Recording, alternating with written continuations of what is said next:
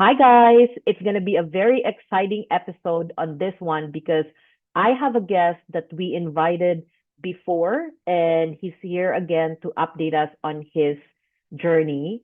So, the last time I spoke with him, he makes 55K a month as a full-time employee, and now he's making almost 200K in sales. So I'm excited to chat with him and ask him questions on how he managed to scale up that quickly within a year. And without further ado, I'm going to introduce you, my guest tonight, David. Hi, David. Hello. I know that I interviewed you before, but there's for sure listeners who are not familiar with you yet. Would you mind introducing yourself? Maybe tell us about who you are, what's your line of work, do you do full time, and other information that you can give the viewers. Sure thing. So I am a traffic engineer. So I did my undergrad in engineering at McGill. I work in Montreal. So I am a full-time job as an engineer here during the day. I've had that job for about 6 years, and I've had the job as long as I've been selling on Amazon. So I've done both for 6 years, and I sell in Canada and the US. I am now doing seven figures a year, and yeah, that's me. Wow. So last time I interviewed you, you were making 55K a month, Yep. working full time. And now, would you mind sharing to us, like, how much exactly do you have in sales every month now? Yeah, so it's going up quite a bit every month. Right now, my last 30 days are at 190,000. So, um, $190,000? yeah, exactly. So Oh, it's the uh last it's going time, up faster than I thought. yeah, the last time I saw your post, it was Mhm. 127,000. And I Yep. was like so excited to contact you to do to interview you, and 190K. Mhm. Wow. I can't be okay, so 190K, you're working full time as an Mhm. engineer. Are Yep. you a solopreneur or you already hire people to do things for you? Yep. So I'm just a sole prop, but even though I don't have employees, I do have people who help. So like my prep centers, that's the biggest one. So I think without them, it would be close to impossible because they're probably, doing 20 hours a week each or total, at least that I don't have to do, right? So I definitely have things in place and we can discuss that in the interview. So it's just me, but there's external consultants and external third-party services that help a lot. So wow, like so for those of you who doesn't know about Prep Center, so David mentioned Prep Center. Prep Center are actually a company that opened up because of Amazon sellers, right? And what they do is they actually help Amazon sellers to prep the product for them before shipping it to Amazon. So instead of you prepping the product in your house, so for example, you buy it, you ship it into your house, and then you prep it so that it's ship ready when you ship it the products to Amazon warehouses. So there's company who's gonna be doing that for you, who's willing to do that for you for a fee, and that's the prep centers, and that's what you, David, are doing, right? So everything that you're Correct. purchasing now goes to the prep center. Yep. Okay, so with that, are you doing now, like I know that you've been doing arbitrage, a lot of them arbitrage before. Are you doing now private label, wholesale? What's your strategy now for your So business? yeah, so it's still all OA. No private label. And actually, just last week, I opened my first account with a small brand. So I found a product that sold pretty well, and I just approached the brand directly, and they were open to the idea of doing wholesale. So I get the product at like pretty good discount by comparison. So I'm going to start doing that a lot more, just approaching brands directly, things that I know I sell well and that like I want to sell. That's my new thing now. So I'm going to start doing that more. Wow, so completely online arbitrage. So OA, guys, means online arbitrage, meaning just buying on different big box stores like Walmart, Canadian Tire, stuff like those, and then purchasing, and he's shipping it to the prep center. I cannot believe that your business is solely for online arbitrage when a lot of people think that OA is not a way to scale up business. That's amazing. You're a living proof that actually arbitrage works. You just need to know on how to be good with your research skill for you to be Yep. able to find as much product as you can. And do you do it just in Canada or US? What's your strategy right now in terms of selling? Yep. So it's still 50-50. So 50% imports, 50% exports, literally 50-50. So you're selling in Canada 50, you're selling in the US 50. Are you, is that Hmm. correct? And Yep. and So mhm. yeah, I was gonna say like when I sell in both, but it's always buying stuff from the different country to sell in the country. So I don't do Canada to Canada or US to US. It's always either Canada to US or US to Canada.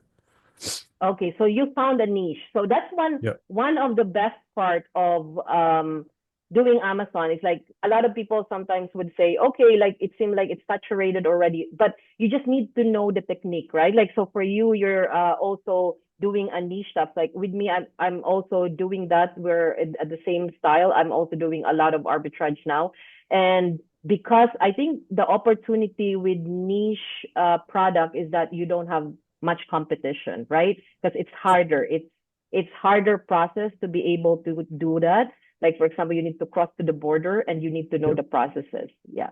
So for those of you who are interested, actually, I do have a course for Canada to US as well on how to do it. Um, just let me know in the comment if you want or message me and I will send you the link. Okay, so with the big changes I think in 1 year only, like I'm not sure when is the exact date that I interviewed you for the 55K monthly to wow, almost 200K a month in a span of I guess a year or a year and a half. I'm not sure, right? So, but what did you do differently that made you scale up like that so much? Yeah, so last year when we did our interview, I was just starting imports. So I was still learning it. The biggest change has been continuing imports because it really there's a lot of opportunity of stuff that they have in the US that we don't have in Canada that you can bring in. And then I got two more US credit cards since then, and they have much higher limits. So my first US credit card, I only had a limit of 5,000. Now I have three credit cards and they have like 15, 20, and 28,000 on them, so I can buy a lot more in the US. So that's probably the biggest one, the biggest change. Because I'm very confident now in like my ability to import. But the maybe the second thing too is how I buy things. I used to when I was not doing as many sales per month, I was buying a lot shallower, so like 5 to 10 units. Like when I was first starting. Now, because I've been selling and I have the experience, I know which listings are selling very often just from experience. So I can start buying 50 at a time. And I make sure that like the stuff that sells good, I'm buying 50 units every single week. So like I just stay on top of that and it's made a big difference because like my best sellers, they can make a lot of sales. Wow. So with you, your strategy is you go a bit deeper because 50 Yeah. units a week is really deep. And I guess Yep. it has something to do that you're a risk taker because not all, like for example, with me, I I get nervous with that kind of amount. And it's just I think that's the difference that you can go scale up so fast is because you are willing to go a bit deeper with your investment in terms of per product, right? So 50 is like really good. But with that, like with that strategy, do you get a lot of returns or is there a chance of tanking a lot? Like what's your experience with that?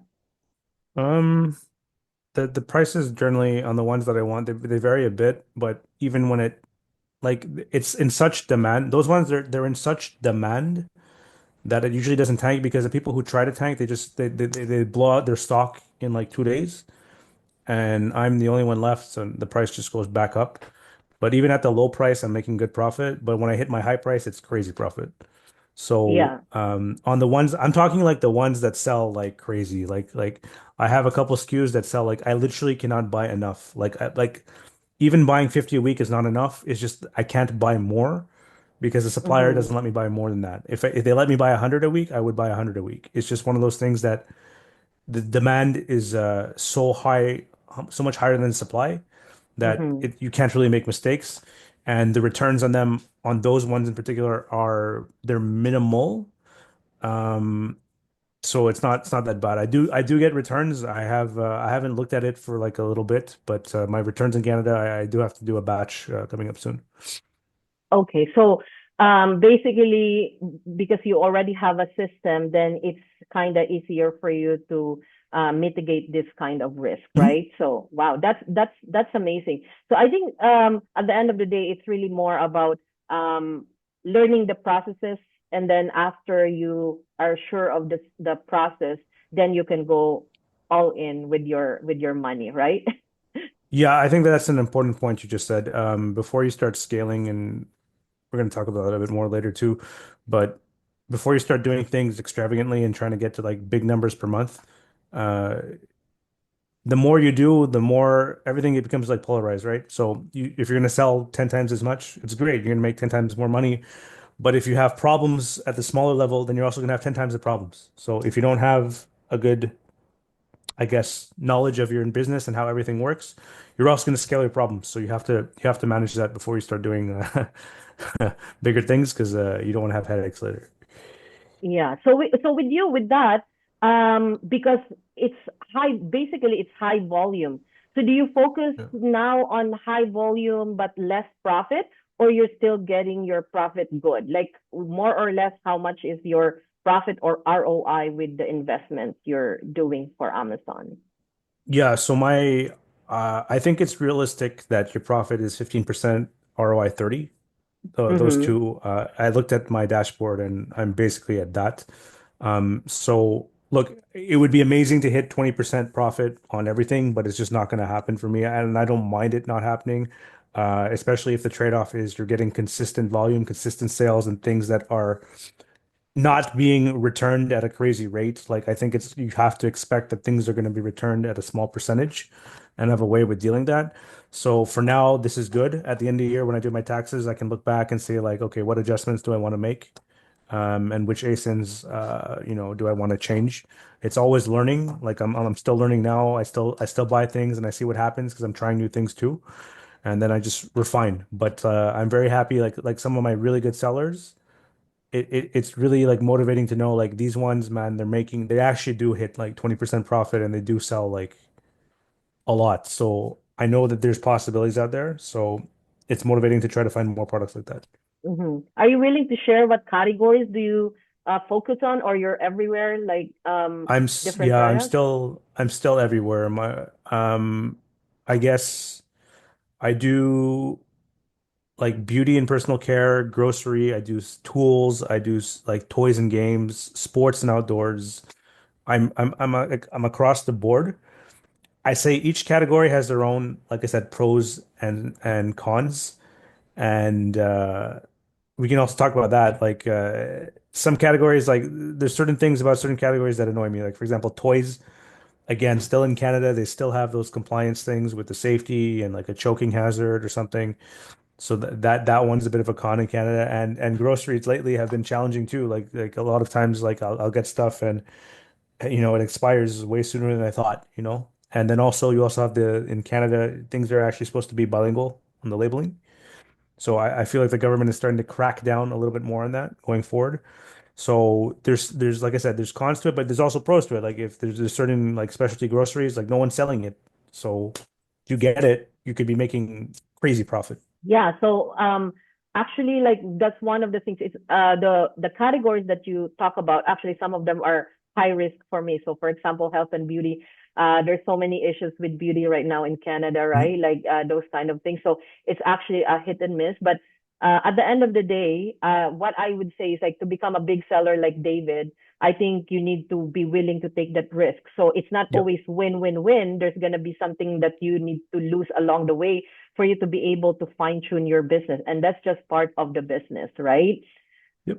In a small seller, I know it affects a lot of small seller much when things happen like this. But for you to be able to mitigate this kind of risk, you need to move forward to learn from it, and then make enough sales that even with some issues, it still make it worthwhile for you at the end of like the day when you look at your profit and how much you made for the business, right? You scaled your business just working full time, right? So how do you Sure. balance your responsibility? Would you mind tell us like what's your week like as a full time, you know, corporate employee and then as a full time in a way, full time Yep. Amazon seller? Like how many hours do you spend? Yeah, so my day job is 40 hours a week. Um, 5 days a week, I guess. So it's a bit flexible. It's a work from home kind of job on my computer. I sometimes go into the field too, but I really appreciate for my day job. It's flexible. Like if I want to start a bit later, I can start a bit later. If I want to, create a gap in my day and then finish some stuff at night, I can move things around. So that helps a lot, but it's still a 40-hour a week kind of job. So what I normally do is I normally get up around like 7:30ish. I try to start work by 8. That's what we want to try to do. I'll usually get some kind of workout at noon during my lunch break. And I also try to get like my steps during the day. I've been pretty consistent with hitting like 12,000 steps a day. So like what I'll try to do is like I can do my phone calls for my day job while walking, and I can take Teams meetings that I don't need to be behind a computer. I can take them while walking, so I can just kind of combine those things. And then what that allows me to do is that in the evening, so say from 5 p.m. till 11 p.m., there's a 6 hour window there. At least 2 or 3 hours can be spent on Amazon, and the rest, like if I want to hang out with friends, make dinner, do something else, I have that. So I can carve out 2 to 3 hours, or even 5 hours. So say I carve out 4 or 5 hours, say on 2 or 3 nights, that's already going to be 10 to 15 hours for Amazon. And then the weekends, that's really where I'm like, okay, now this is pure Amazon, right? So now Saturday and Sunday, I want to work on my Amazon business. So it's not uncommon for me to put 8 hours, 6 to 8 hours on Saturday and Sunday. So like that could be 12 to 16 hours. So when you add the two up together, right? Get 10 to 15 hours during the week, maybe 12 on the weekend. You can hit 20, 30, even 40 hours if you want. So I do get a lot of time to put into my Amazon business still. Wow.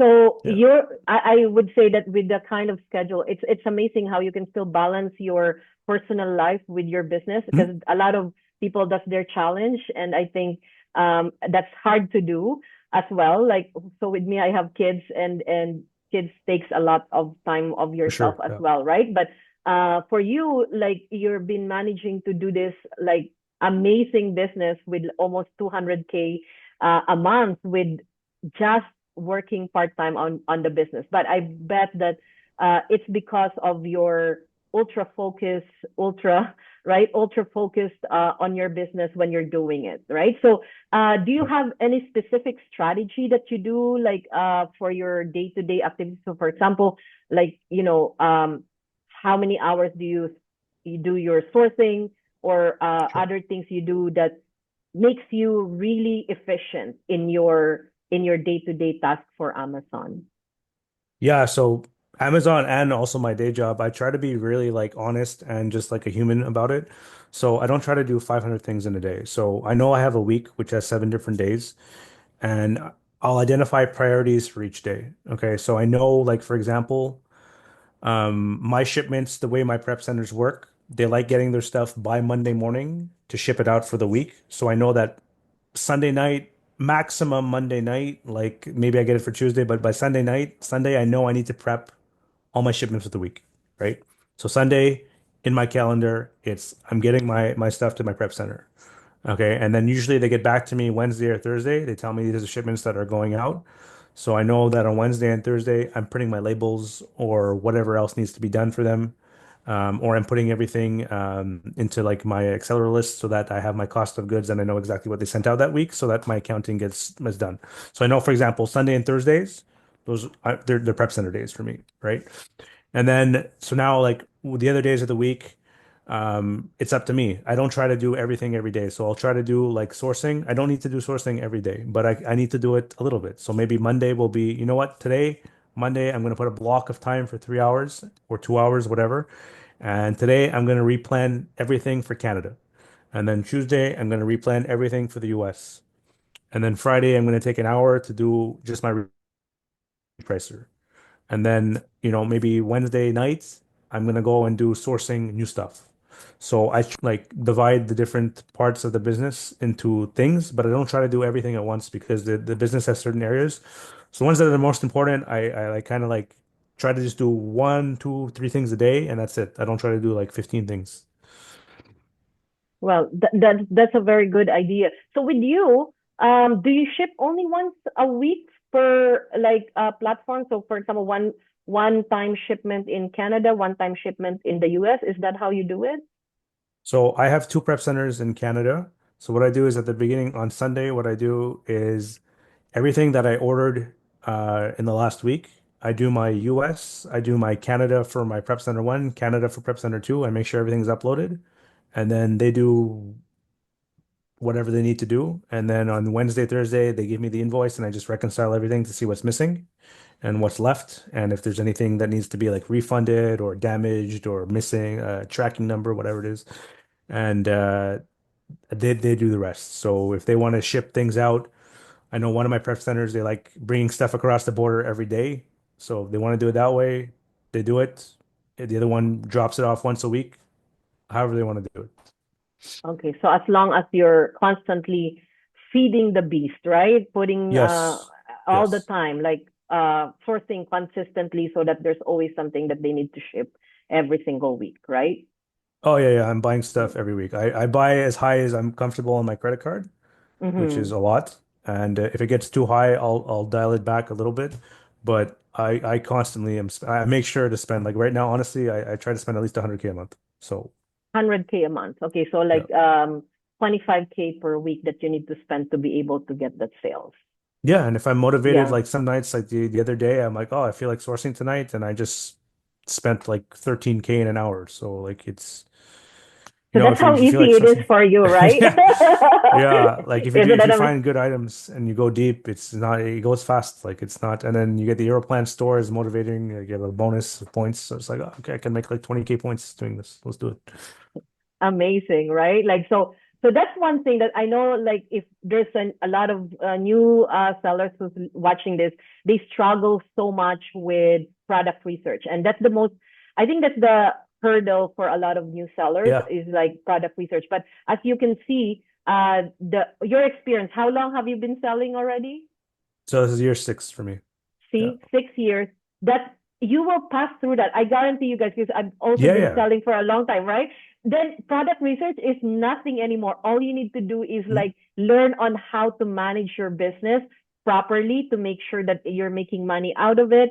And then you have enough time to do everything, right? So that's one thing that, so would you mind, may I ask, like, usually, how many ASINs do you know, like, how many ASINs do you have currently live with that amount of sales? Oh, it's a good question. I would guess between 200 and 300 is what I Two and currently three manage. hundred. Um, but like no, they're not all my top sellers, obviously. Like I would say of Mm-hmm. those, like there's probably 20, 30 that I have to pay the most attention to. And then the Mm-hmm. other ones are a little bit more like it was a good opportunity or I'm trying something new Mm-hmm. or they sell, but they sell like, a few times a month type thing, but at a good profit margin, right? So a bit Mm-hmm. slower movers, but like still a good value for your money. But the fast movers and the ones that I really have to pay attention to is probably like 20, 30 of them. That those ones, Mm-hmm. yeah, you got to be on top of those. Do you have a minimum profit that you take? Like for example, $3 or $5 only above? Do you have that kind of Yeah, style? so I kind of use like a dual criteria. So if it's a small item that's like a really fast seller, I don't mind taking $3 profit per item if I can buy like 20, 30, 50 of them. If I can Mm-hmm. make $3 after prep and after Mm-hmm. shipping, all Mm-hmm. that jazz, then I'll probably take it. Under three is probably the lowest I'd ever go. But even that in general, that's not most of my products. The majority of my products, like when I use TA and stuff, I honestly, to be honest with you, I set the filter for $7 profit or above. And I'm looking for stuff that sells moderately fast and makes me like $10 unit and like 15% profit, 30% ROI around that. Because I'm doing slightly bigger products usually. I'm more of a like quality and like higher profit margin kind of guy than the quantity type of person. So, Mm-hmm. but if it's the right product, I don't mind doing quantity. It's just I don't normally go for that as often. So you're basically mixed. For those of you who doesn't know, TA means tactical arbitrage. It's a Yes. type of software, and hopefully David one of these days would, allow us to have him for a mastermind for tactical arbitrage. That would be good, right? Like, say yes for those who want. David, request David to like hopefully say yes to tactical arbitrage mastermind with us, right? So, anyways, so with that, do you also have like, okay, what is the craziest thing you've ever sold? Like biggest profit for a product? Oh, that's a good question. Back when the best ones, I would say, okay, because there's crazy products I sold like once or twice, but the best one I've ever done was probably like 3 years ago. Before, like, now Dyson has really cracked down on it. They don't really let you sell like they used to. But before, Mm-hmm. Dyson used to be like fairly open to Open. sell. I think you maybe had to get ungated once, and then that was okay. So I used to sell these things from Canadian Tire. They were like these humidifiers. They were black humidifiers. And when they were on sale at Canadian Tire, you could get them liquidated at 349.99, I believe, Canadian. Mm-hmm. And I've sold them for as much as 9.99 US. So 1,300 Wow. Canadian.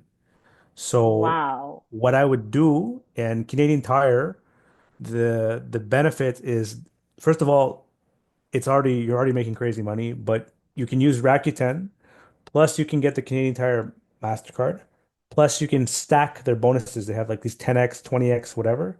So you're making profit, plus you're doing all three of those things. The only thing with Canadian Tires, you have to order within your own province. So if you order in Ontario, they will only ship to an Ontario address. So what I was doing was I was going around in Quebec and buying as much as I could from all the stores. I was getting stuff from Ontario to my Ontario Prep Center. I had a friend in she's in Nova Scotia, so I was ordering to her, and she was doing my prep for me in Nova Scotia. And I was trying to buy out as much as I could, and I probably ended up buying like close to 100 units. And if it hit the maximum price, even at the lower price, it was like you're making $200 to $500 profit per unit. So Wow. yeah, Wow. it was crazy. Yeah. Wow. That's really annoying. So with you, you don't have limit on how much you want to spend per product. Like you can go as high as $1,000 per product. You're okay with that? It was selling for 1,000, as high as 1,000, but I was buying it for 350. The other thing too is like once it got there, it reached 1,000. You're not supposed to send something across the border that's over 800. Some people use the selling price, some people use the retail price. Anyway, I don't normally like, because I do cross-border stuff. I normally don't do anything that sells above 800, but if it's usually 800 or less, I'll buy it. If sometimes it gets above it, I'll just say like, listen, it normally sells for this. If it goes above that, and my repricer kicks in, whatever, right? So I normally Mm-hmm. cap out around $1,000 is what I'll sell for. Yeah. So for those of you who doesn't know how it works, for cross border crossing to the border to the US, you have a max of 800 per address and per max of one box, right? So if the product is selling on Amazon for 950, so that's over 800. So that's hard. I don't think that you can cross it on a regular crossing, Yep. but instead it's going to be a formal entry, which is have some complication, but it can be done, right? So, okay. So, were there any particular challenges you faced when you were scaling up your business into like almost 200K, like that you remember? Yeah, so well, I've been doing this now for 6 years. So like there's things that in the beginning would have probably like I seen it as being like, much more challenging that now I'm just like it's not I almost barely notice it now. But there definitely are challenges. So like for example, you can lately, for example, I've bought stuff, but now sometimes Amazon cracks down on certain brands, right? So like I was allowed to sell this brand a month ago. Then by the time I bought it and sent it in, a day later they say you can no longer sell this brand anymore. So now I ended up buying 50 of that brand, and now so I just spent like $2,000 to $3,000 on it, and now I can't sell it on Amazon, right? So if this happened to me a few years ago, I'd probably freak out. right? But now I'm just like it doesn't bother me that much because it's just a small part of the thing. But this is something that could happen. So, but I have confidence because I have a guy in the US who handles my returns and he sells on eBay for me. So I just take it, I send it to him, and just get liquidated on eBay, sell it on eBay, take a commission, whatever. I'll probably break even or take a small loss, and I just move on. And I just learned, okay, you don't have to do that. But that's the challenge. That's just one thing that could happen. Like I know it's an important question because a lot of people are just starting, right? They don't they think that like maybe a big seller like oh they don't have any problems or they don't have any challenges like no we probably have even more. It's just that Mm-hmm. we don't see it the same way necessarily. So yeah, like I had that happen. I had a brand send me a letter saying it's the first actually the first letter I get that says you're not supposed to sell this brand ever. So I'm like oh okay, so now I got to respond to that. That's interesting. I guess I've had a few groceries that I wanted to flip that they gave me stuff that like it's a really short expiry. Sometimes you can win. You can tell Amazon I've won one, and I said like, listen, you're supposed to give it to me at least 90 days out. You didn't, and they refunded me. And then the second lot of groceries was the same story, but they said, oh well, it's not expired now, so we're not going to refund you. And I'm like, okay, well now I guess I'm going to sell it on Marketplace. So now I just list it on Marketplace, and like we'll break even. So there's definitely challenges every day. There's challenges, but it's not they're not that difficult to overcome, but like the way you see it and how you react to it, that's the big one, right? Because if Yeah. you see it as like, oh, why is this happening to me? You start playing a victim and like you get negative about it, then now it's not good. Thank you for sharing that because I think that's the challenge for a lot of new sellers, because the business is still small and they give up too easily on this kind of challenge. Yeah. And like you've said, it depends on how your mindset is, right? So for me, I always believe that whenever things are hard, that means it's good because you're learning from it, right? So there's an opportunity for you to learn. If life is too easy or even your business is too easy, that means it's not growing enough because Hmm. it's so easy. But when there's challenges, that's an opportunity actually for you to learn. So for those of you who are new in the business, I think, the first year, learn as much mistakes as you can, Yeah. even so that you would know on how to overcome them. Then when you become a big seller, it's just easy to address them because you did it before, right? So as you said, with all your challenges, that's the most common things that they talk about online or on, I see on posts and stuff. But as you can see with you, the reason why you're there, the reason why you can make 200K a month now is because you don't take this anymore like it's so big of a deal, but you need to just you pivot. You know what to do when things arises, and you just move on and find different opportunity, right? So that's I think one of your secrets for this success in your own business.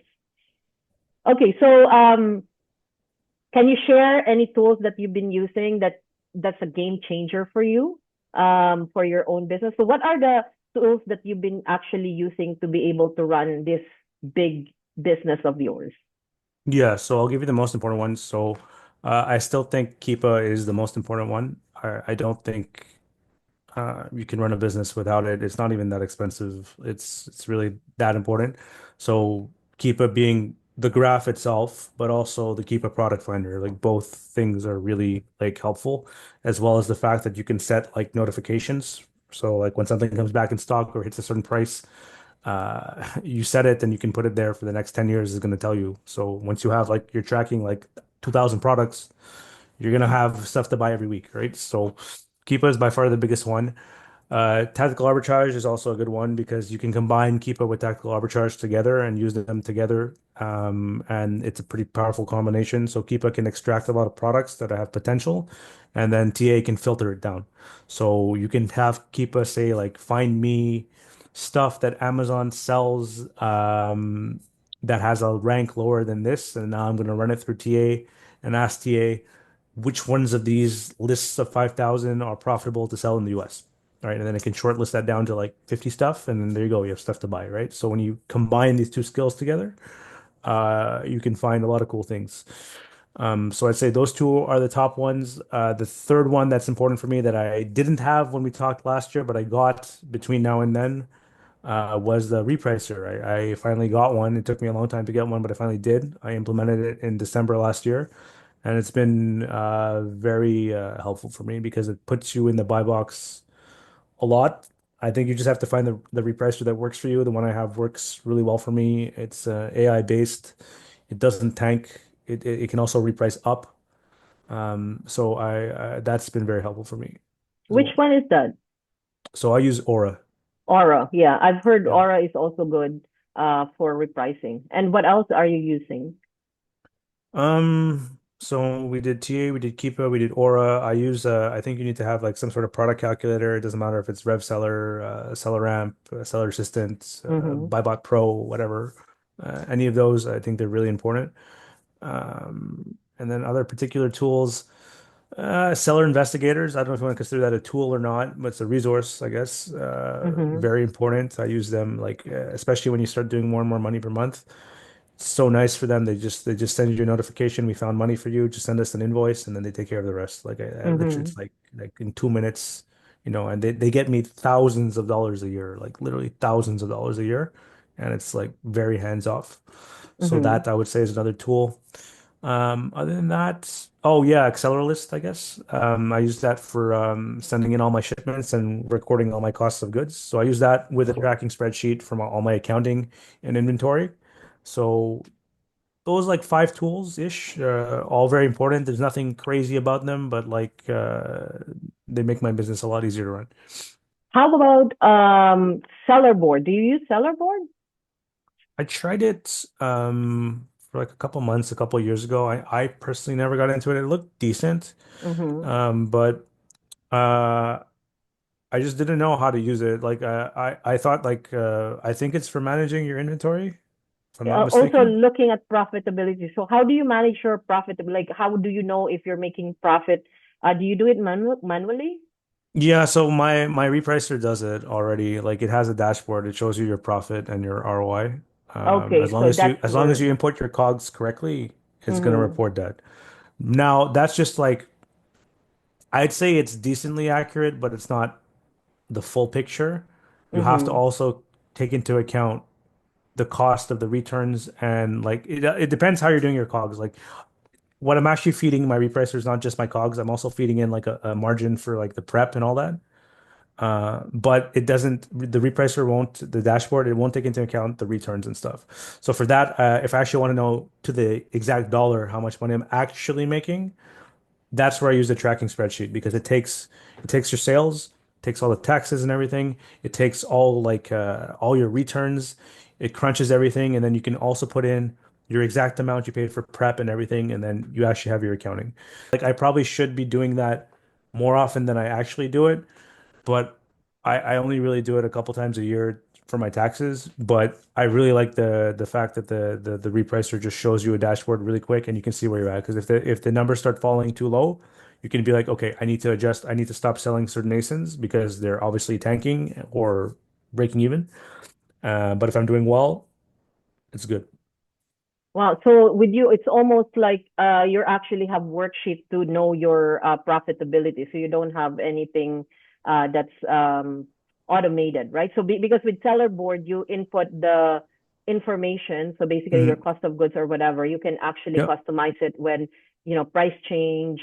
For example, you bought this time from this shipment, it changed into Yep. this much amount. So you put it if you set it up properly, you can ask a VA to do it for you and help you with that. Then that could be also a good way, but you need to input everything that information that you want as well. So you can also input expenses there and everything Mhm. for you to know. And then it pulls out all the information directly from Seller Central to be able to get how much really they're charging you Yep. for everything, right? So more of automation. But wow, so yeah, that's interesting how you're so big and your softwares are still very simple processes. A lot of Yep. them you really are doing it with also worksheets. Um, like salute to you. I think you have so much time. Like amazing your process because I think that's amazing that you can do it almost all on your own. Um, without needing a lot of help. But I bet that if you end up having a VA someday, you will still be more efficient. And maybe you're gonna scale for bigger and maybe wholesale is one of the things that can help you also with that, right? but Yep. amazing that you're not even doing it. How has your mindset evolved as well? So do you feel like you need to make a drastic change in your mindset when you were scaling from 55 to almost 200K? Yeah, I mean, there's definitely a shift. I mean, obviously you have to, I mean, if you do what you always did, you're not going to get any different results, right? So, I mean, clearly there has to be some kind of change, be it subtle or profound. Um, Looking back on it, I think it was a lot of small steps that compounded. So it's like you kind of like when you take a small step every day, it's like after, a year of taking small steps, when you look back, you've covered a lot of distance, even though every day it doesn't look like you've gone very far. Um, Looking back on it, I would say that probably the biggest one for me is my mindset now. As I go higher, it's a long-term mindset that I kind of go after. I when I look at things, so like if something goes wrong, to me, it's not really going wrong. It's like I learned something, right? So I think that was the most important shift for me. So now when things happen that are not necessarily in my preference, we'll word it like this, it doesn't bother me because I'm finding products every day. Like my sales are just going up. I just have to focus on sourcing, replanning, and if I find a product that doesn't work, I've learned something. But like I'm also finding stuff that does work. And if every day I make these decisions, you start doing them every day, you start getting better and better and better, right? So I'm thinking like if I learn a lot now, right, 5 years from now, my business could be, I don't know how much it could be doing crazy amounts, right? So it's like I don't need to necessarily win this year or this month, but long term I will be. For someone who are already there. So what do you think, what is your advice actually for those who are wanting to also scale up their business? So they started already, but they're just like maybe 10,000 a month or something like that. What would you advise them to do to be able to scale up similar to what you did? Yeah, you definitely have to start pushing your comfort zone because the when I first started, like I take it for granted now, but like, everyone likes the idea of selling 100, 200, whatever, $300,000 a month, which is fine. I mean, it's going to come down to some skill, right? You do have to learn. I think that's the biggest one, and that's something that you just need to work on every day. But it's also pushing your comfort zone. Like when I was 5 years ago, when I was doing 10,000 in sales a month or less, like the thought of spending 5,000 on my credit card was like I wasn't even comfortable then doing that because I'm like, I only make this is basically after tax. This is what I'm making at work, right? So it's like if something goes wrong, will I be able to pay it? You know what I mean? So it was like a lot more of that. I was a bit cautious, I would say. But as you get bigger, like if you want to sell 200, 300K a month, you have to, like whatever you're going to sell per month, just divide that by two. That's how much you have to spend basically, right? So if you want to sell 300K a month, you're going to have to spend 150K a month on product, right? So whatever amount you want to sell per month, divided by two, that's how much you have to spend at a minimum.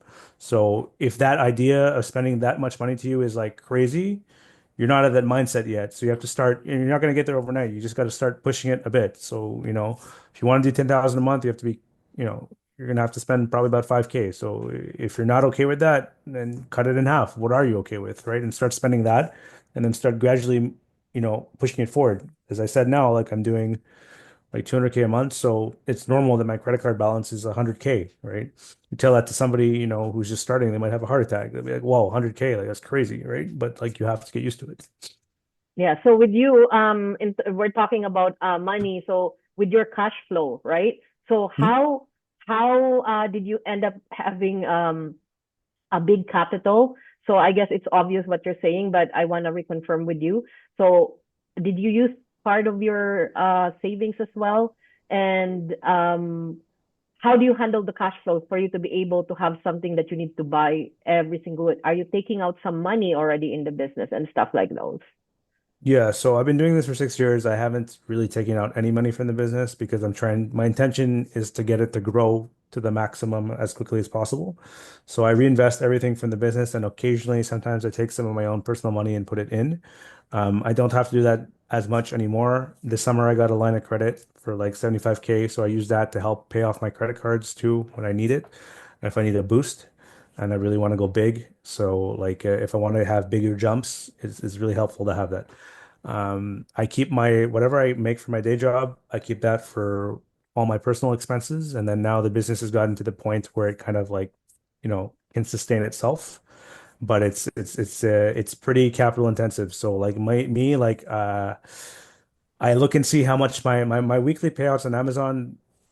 I'm growing, but they're fairly predictable. Like I see how much is coming in and out every 2 weeks. So I know that like I just have to calculate how much. It's not usually a question of like, am I spending enough? It's like, okay, how much I need to stop at a certain point, right? Because I there's only so much I feel comfortable with. So I just make sure that I'm able to pay off my credit card at the end of the month. And if I need to, it's usually pretty close. I'll have the line of credit cover whatever I can't. And then if I have to bring in a little bit of personal money, I'll do it. But usually I have a pretty good idea of how much I can spend. So I I try guess to hit that. I guess that's the reason why you managed to scale up from 55 to almost, to Hmm. 200K is because of just reinvesting a lot of the Yes, money. And then when you're ready, everything. you can cash out, right? Like that's already like set up and then you can now replace. But I guess with you, what's your plan? Like, do you have a plan to quit your job or just continue growing your business and then do big cash out later on? Is that your plan? Yeah, so I really like my day job, and it's a project that should be finishing in the next year or two. So I know I'm not gonna that project won't be going on for the next 20 years, right? So Mm-hmm. it's not like a long-term committed. So I'm definitely gonna finish out the project. At least that's my intention. You never know Mm-hmm. what's gonna happen. But my goal with the Amazon business, for the last year, it's been to get it to 300K. So now I'm starting to see significant progress towards that number. I really wanted it to be 300K a month at 15% profit was what I really wanted to see. And then when I got to that level, I would be like, okay, now what do I want to do from here? Do I get VAs? Do I stay here? Do I try to go for 500K a month? Do I start doing new things? But for now, the goal is just like do what you're doing and get to 300K. You have the knowledge to do it. You have the systems in place to do it.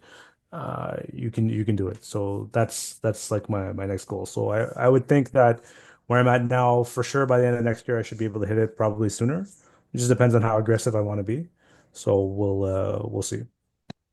Wow. So that's an amazing journey for you. Like I'm so glad that you say yes on this interview because at least we can have to see a glimpse of how it is to take it from less than 55 to almost 200K. That's a big jump in a year, and I think it's because you really took massive action. You change your mindset. You're not fearful anymore about that, right? Mhm. um, uh, using other people's money to be able to scale this fast, right? So I think that's it. So to end this interview with you, David, if there's people out there who are just starting and want to also start their own Amazon business, do you have any advice that you want to give them? Maybe they're fearful, they're not sure if Mhm. arbitrage is still a thing. Is it saturated and stuff like? What's your advice on them? My advice would just be to start as soon as possible. That's always going to be my advice. You can always go on and get different people's opinion, but until you try it yourself, uh, you know, you're not going to know. And you also, my second advice is you don't need to try to, get to 100K in a year or even 2 years. Like you can start extremely small. Like even if you sell $1,000 a month in the beginning, that's good. The advice should like you should be doing this to learn, kind of the same way you approach your career. Most like okay, a lot of people go to university, right?